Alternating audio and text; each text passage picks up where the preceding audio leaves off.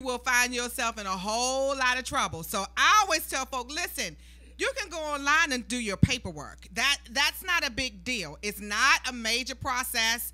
Find an attorney. Now, listen, I don't do free legal advice anymore. You know how that goes. Anymore. But I will chat with you just for a few minutes to tell you what you need to do, and that'll be for a small nominal fee.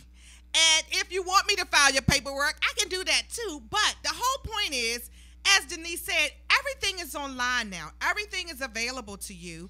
And so you need to file that paperwork. And when you call to get your EIN number, for those who don't know, it's your employer identification number. You can call the IRS. They can give it to you over the phone after you answer the questions. But you need to fill out that paperwork so you have everything right there when you talk to the people. Again, once you do it, it's done. Absolutely. And it's really done. not hard now. There are two kinds of people in my experience of working with entrepreneurs. There's a set of people who want the education so they can do it for themselves. And then there's the set of people who are aware of the education, but they want someone to do it for them. And so, if you need a esteemed attorney here to do it for you, she's saying she's making that available. If you simply need the education and you can do it for yourself, then do that. Go that route. When I started out, I didn't have any money, so I had to learn to do everything by myself. And so that has turned out, I have filed for successfully several LLCs myself, trademarked myself twice, filed for nonprofit twice by myself successfily. But see, there's a process. Absolutely. In the discovery, there's the work. I had to read everything, make sure I was in compliance. And so, that's made me even more of an expert. Now, do I do that for people? No, I don't get your trademark mark for you, but I'm a witness to say, it's possible. You don't have to think everything's impossible. Okay. And I think, and the major thing is to just do it, to get it done. Okay. So you have some pointers on that. So now, I tell you, the other day you put out the free gift for speakers, authors, and coaches. I immediately, please, I hurried up and clicked it. I hurried up and clicked it.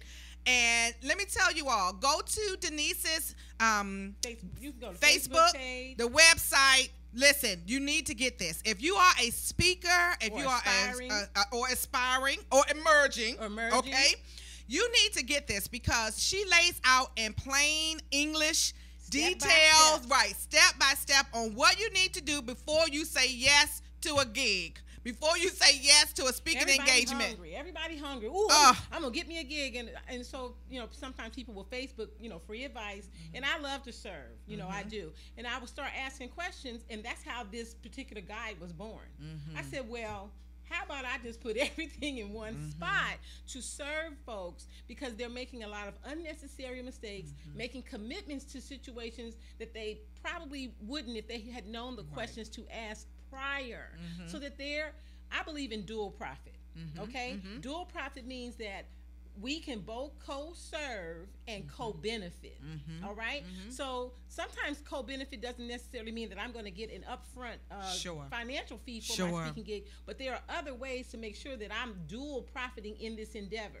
But if you don't know what to ask, trust and believe. A lot of times you're left. You thinking, man, I feel kind of icky. I need to take a shower, because I didn't know how to really protect myself in the right way. So that's how that guy was born. And I just, just spew it out because there's so many out there who need it.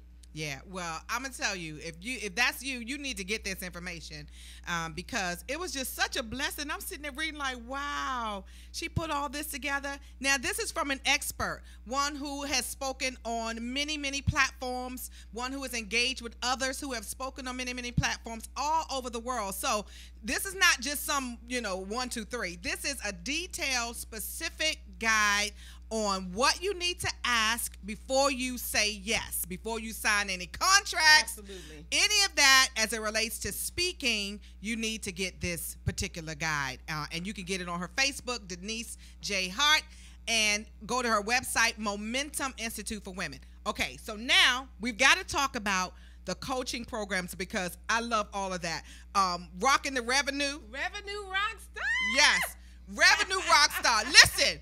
Just looking at the website and when I clicked on the video, you could feel the energy when the people were talking. I said, oh, yeah, this is some fire right here. So talk about that, how people can find out more about it. So Revenue Rockstar is, again, this was something that was born out of wanting to serve. So there were a group of women who kept sending me messages on Facebook telling me they had their Denise jar. I said, what the heck is a Denise jar? They said that's where they were saving their money so they could work with me one-on-one. And that broke my heart. I said, no. I come from, needing somebody to give me stuff. I said, no. Let me create something where women can have immediate access to my intellectual property, my years of experience, my expertise. So Revenue Rockstar became a membership-based group coaching program for really a small community of women, up to around 40 women at a time, so that they can really get the fundamental training they need in the 6 essential business areas. And that would be your mindset, but specifically CEO mindset, shifting to begin to think like a CEO boss. Yes?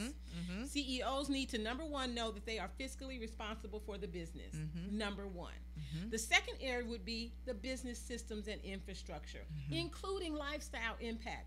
We go through a lot of that lifestyle impact questions because I see a lot of women don't take into consideration becoming an entrepreneur is a big job, but you can structure a business model that fits the lifestyle you desire. And some women don't take that into consideration. They think they just got to just take whatever comes. No, you get to choose. That's the freedom of an entrepreneur. Area number 3 would be branding. Taking them through what their true brand identity is so they're not cookie cutter in the marketplace. When you can distinguish your brand voice, that's how you don't have any competition, because nobody can ever be me. Somebody else could use the term unapologetically bodacious, but they could never use it like me. And I'm clear about that. I love that. The next area would be your sales. Again, your sales systems, understanding the sales conversation, sales ideology, internet sales. The internet has changed everything. The prolific usage of the internet has changed everything. How do you do business with that? Next area would be marketing. Primarily internet